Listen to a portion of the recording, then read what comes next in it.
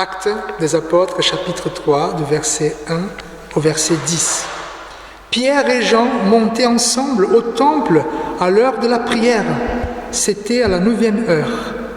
Il y avait un homme boiteux de naissance qu'on portait et qu'on plaçait tous les jours à la porte du temple, appelé la Belle, pour qu'il demandât l'aumône à ceux qui entraient dans les temples. Cet homme voyait Pierre et Jean qui allaient y entrer, leur demanda l'aumône.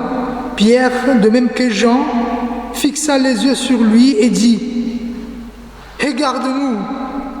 Et il le regardait attentivement, s'attendant à recevoir d'eux quelque chose. Alors Pierre lui dit « Je n'ai ni l'argent ni or, mais ce que j'ai, je te donne. Au nom de Jésus-Christ de Nazareth, lève-toi et marche. » Et le prenant par la main droite, il le fit lever. Au même instant, ses pieds et ses chevilles devinrent fermes. D'un saut, il fut debout. Et il se mit à marcher. Il entra avec eux dans le temple, marchant, sautant et louant Dieu. Tout le monde le vit marchant et louant Dieu. Il reconnaissait que c'était celui qui était assis à la belle porte du temple pour demander l'aumône. Et ils furent remplis d'étonnement et de surprise au sujet de ce qui lui était arrivé. Voici la parole de Dieu. Prions. Père éternel, aie miséricorde de nous et parle-nous ce matin. Nous te prions afin que tu t'adresses à nous avec une parole qui interpelle notre cœur. Quelque chose qui nous change. C'est nous, Seigneur, qui te demandons quelque chose. Et par la puissance de ton Saint-Esprit, nous avons la foi que nous allons recevoir. Aide-moi en tant que prédicateur à transmettre fidèlement ce que tu veux. Et ce qui est imparfait puisse être corrigé par ton Saint-Esprit. Amen. Cette semaine, j'ai vu un pasteur qui était un peu attristé, voire révolté, avec les conditions des églises et des temples en France. Mais ce n'est pas les conditions des églises et des temples, mais plutôt ce que les responsables disaient. Ils recevaient de plus en plus un genre de cagnottes pour payer l'entretien du temple, l'entretien des églises, parce qu'ils écoutaient, bon, le temple est en train de vieillir, l'église, on ne peut plus s'en occuper, et donc ils recevaient des demandes de l'argent. Et donc ils disaient, c'est pas normal qu'on demande de l'argent pour entretenir des temples et des églises à tout le monde. Ce qui est normal, c'est une église vivante, entretenir soit son église, soit son temple. Et donc il disait, ça ne fait pas de sens. Ce qui est naturel, c'est qu'une église soit vivante. Et voilà. Alors, c'est vrai que parfois, il est plus simple de fuir de nos responsabilités et demander aux autres. Mais notre texte ici, il y a des choses à nous enseigner. Nous avons ici le début de l'Église primitive, l'Église qui a vu beaucoup de choses déjà. Elle a vu la Pentecôte, la descente du Saint-Esprit. Elle a vu un peuple se convertir d'à peu près 3000 personnes. Elle a vu des gens qui restaient à Jérusalem pour écouter les apôtres, pour voir des miracles. Et là, cette Église avait une mission difficile, évangéliser Jérusalem. Et si vous pensez que c'est difficile aujourd'hui, imaginez à l'époque où il y avait les pouvoirs religieux juifs, où il y avait les grands prêtres qui géraient les temples, et derrière eux, il y avait les pouvoirs romains. Mais ce texte, ce récit nous montre que le pouvoir de Jésus-Christ a surpassé tous les autres pouvoirs. Et Jésus, avait promis aux apôtres qu'ils accompliraient des œuvres encore plus grandes en son nom. Et voilà, ici nous voyons qu'au nom de Jésus-Christ de Nazareth, des choses seraient faites. Ces apôtres-là, qui n'étaient plus des disciples maintenant, ils étaient des apôtres envoyés pour annoncer l'Évangile, pour enseigner et même pour faire des miracles. Ils priaient, ils parlaient au nom de Jésus-Christ. Dieu leur a donné une mission. Ils l'ont accomplie. Et cela a impacté le peuple de Jérusalem. Ce récit qui met en lumière l'action de Dieu et sa grâce dans l'humanité, évidemment c'est un miracle, c'est un homme qui est guéri, un homme qui ne marchait pas, il commence à marcher. C'est exceptionnel, c'est extraordinaire. Ce texte s'articule autour de 3 personnages. 2 d'entre eux n'ont pas été fidèles à leur responsabilité. Là, c'est pas un personnage, mais c'est le temple.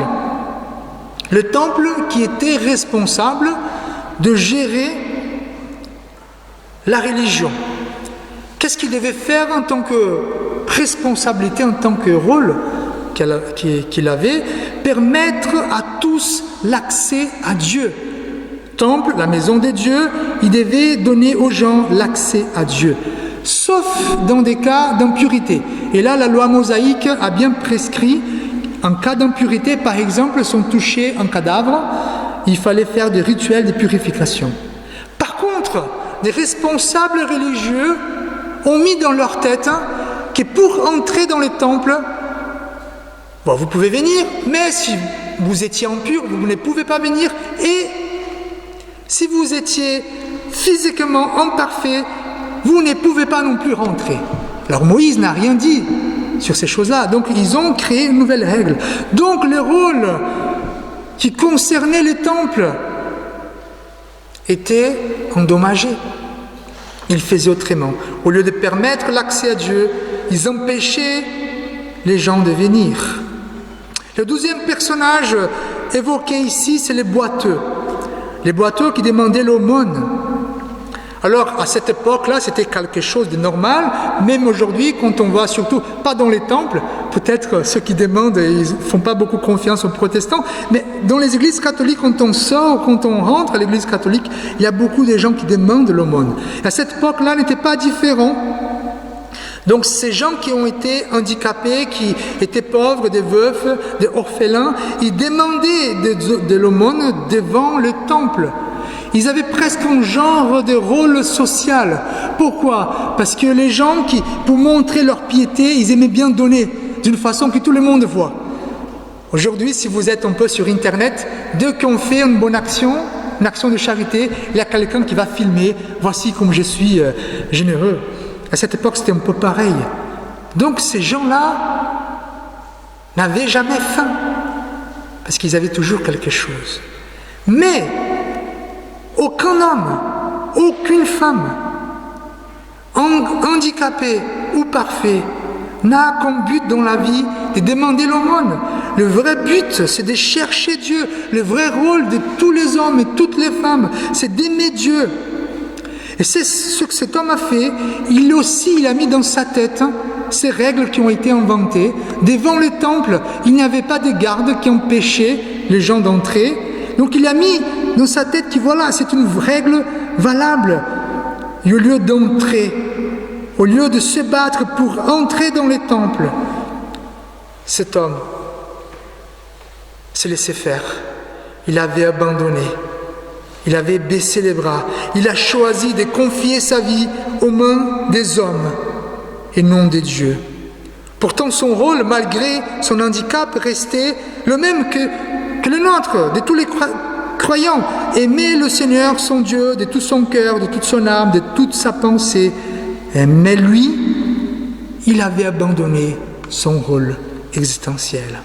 Et après, nous avons les disciples, le troisième personnage, les deux là, Pierre et Jean, ceux qui ont reçu le Saint-Esprit, ceux qui ont vu des miracles à travers eux, qui avaient comme but annoncer Jésus-Christ, être comme Jésus.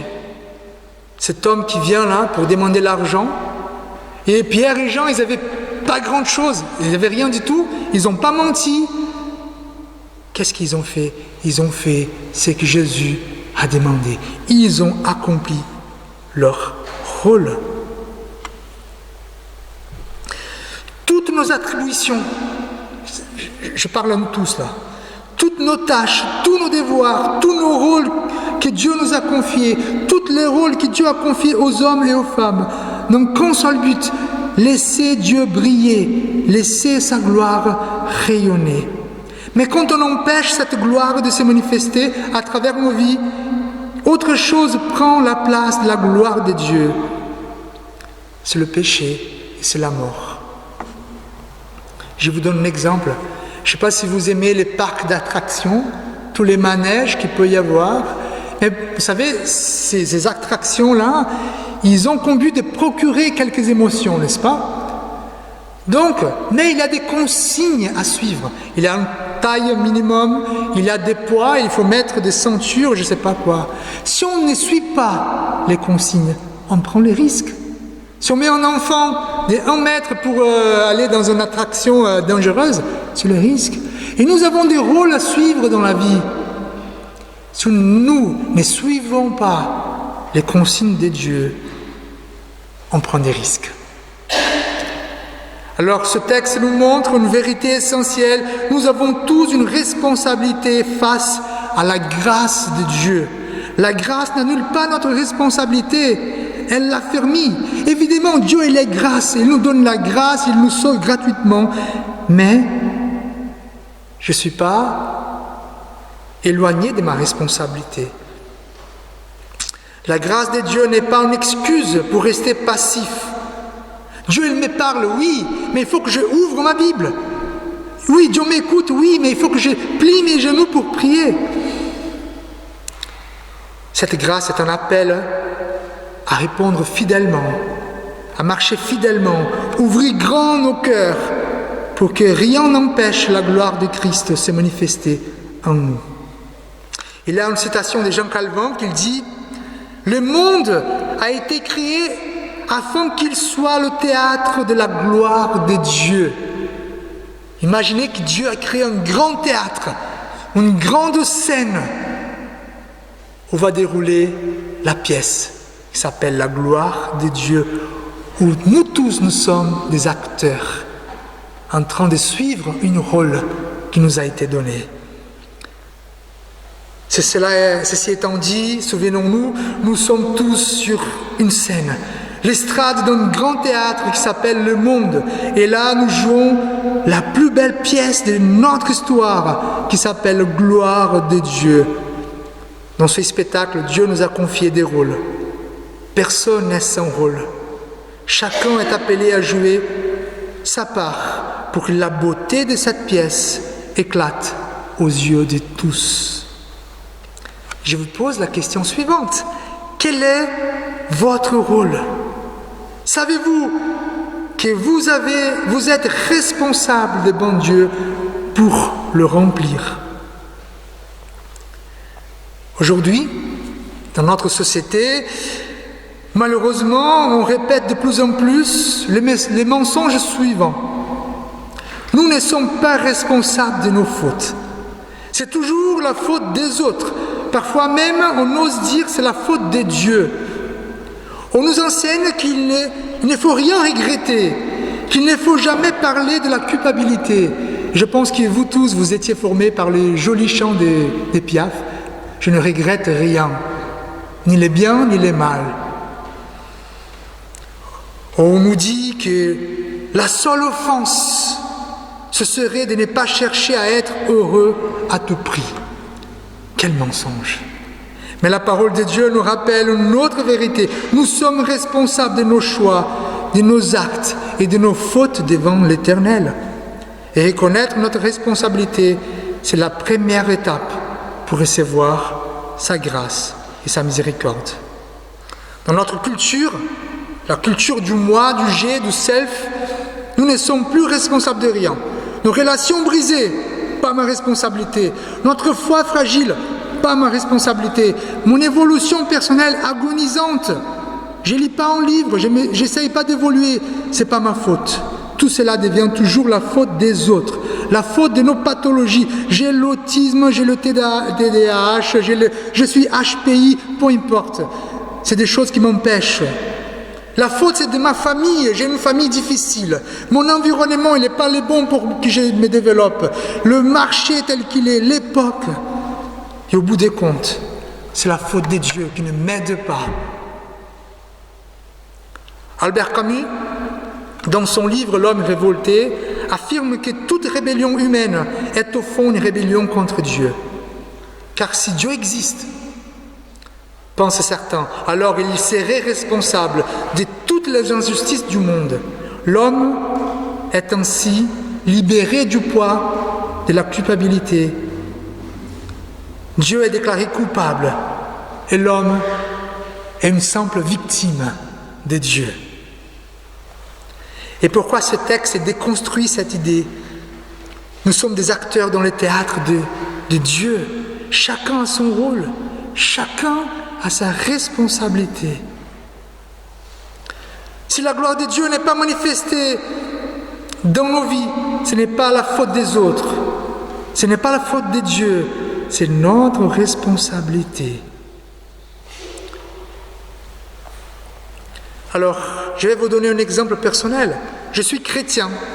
Ça commence par là. Je suis enfant de Dieu. Je suis mari, je suis père, je suis pasteur. Alors, je m'arrête là. Ce sont des grands rôles que Dieu m'a donnés, qu'il m'a confiés.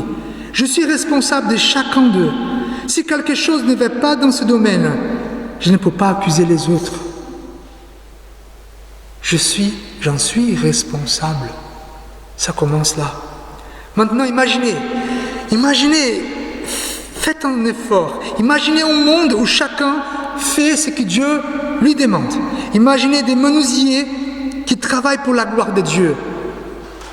Imaginez, là, c'est peut-être un peu difficile, des garagistes qui réparent la voiture, ce qu'il faut, pas plus, pour la gloire de Dieu. Une administration qui sert pour la gloire de Dieu. On envoie un mail, on envoie un courrier, et ça arrive et ça revient vite fait. Imaginez nos familles, nos écoles, nos lieux de travail. Imaginez nos fêtes, nos églises, tout rempli de personnes qui vivent leur responsabilité devant Dieu. Je ne parle pas de la perfection, je ne parle pas du paradis encore, je parle simplement d'hommes et de femmes responsables. Pas des gens parfaits, pas des gens qui...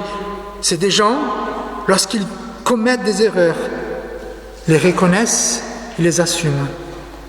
Être responsable ne veut pas dire avoir la force de tout réussir. Être responsable, c'est faire ce que je dois faire pour la gloire de Dieu. Alors, je vais vous donner un exemple ici.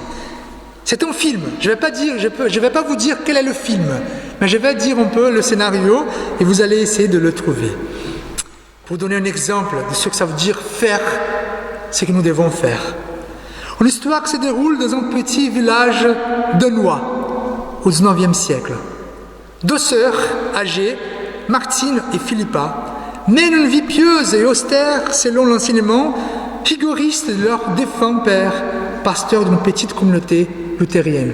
Ça ne vous parle pas pour l'instant?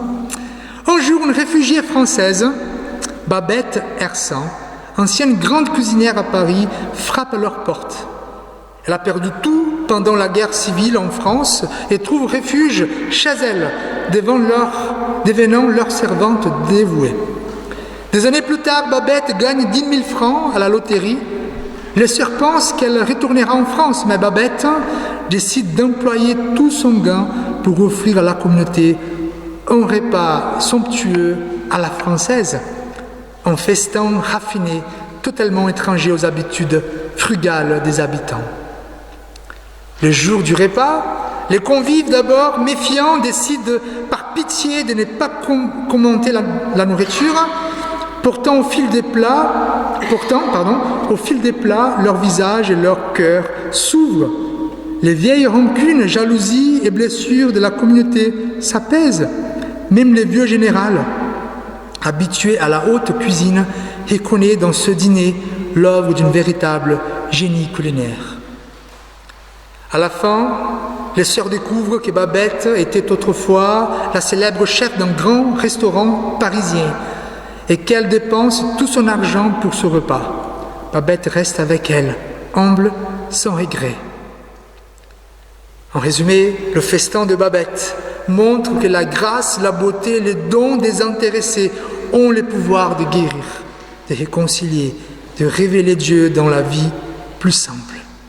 Je ne sais pas si vous avez vu ce film, non? Le festin de Babette? Personne? C'est à voir quand même. Cette dame-là qui va prendre cet argent et va faire ce festin. Alors, j'ai quelques questions concrètes à vous poser. Examinez-toi. Quels sont les rôles existentiels que Dieu t'a confiés aujourd'hui pour glorifier son nom? Être père, être mère, être mari, être épouse, étudiant, travailleur, retraité, je ne sais pas. Et ça ne me concerne pas. C'est à vous.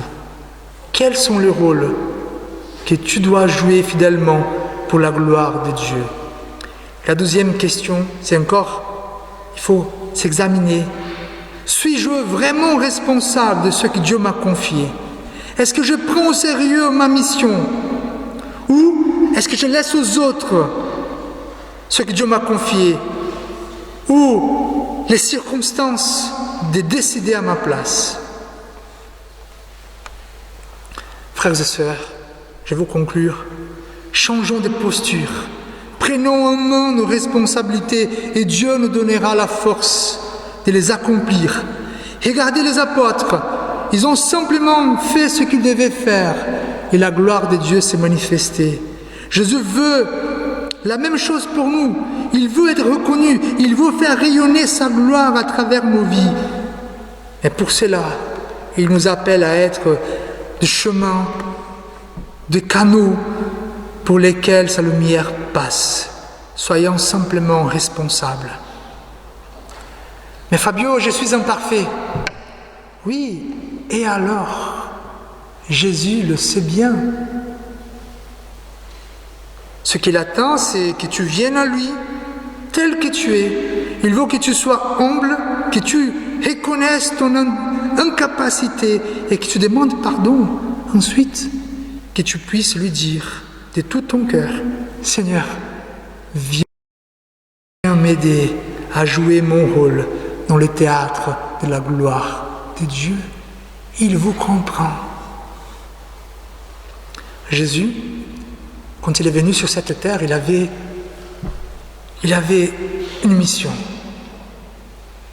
Et tout au long de sa vie, bien des obstacles ont tenté de l'empêcher d'accomplir sa mission, mais il est allé jusqu'au bout. Son rôle, donner sa vie pour nous sauver, offrir sa vie en rançon, afin que nous puissions retrouver le chemin vers Dieu. Et comme Babette dans ce festin, Jésus s'est sacrifié. Il a tout donné. Il nous a offert un festin incomparable, son corps livré, son sang versé, afin de nous donner une nouvelle vie en lui.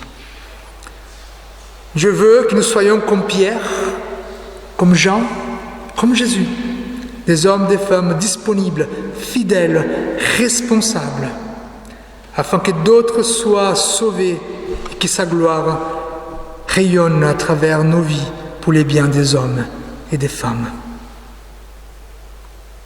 Souvenons-nous, quand nous faisons simplement notre part, Dieu fait la sienne. C'est alors que sa gloire éclate. Alors, à chaque instant de notre vie, et vous allez voir, dès que vous arrivez dans votre maison, vous aurez l'option de faire un petit festin ou de faire un repas à la hâte pour donner rien du tout. Mais que notre vie soit transformée et que l'amour de Dieu s'est fait connaître dans ce monde. Amen. Seigneur, aide-nous à être responsables. Peut-être il y a trop de choses que je n'ai pas fait comme il faut à ces moments. Mais révèle dans mon cœur une seule chose aujourd'hui à laquelle je dois chercher et trouver mon rôle, ma responsabilité. Et par la force du Saint-Esprit, je puisse accomplir fidèlement le rôle que tu m'as confié. Amen.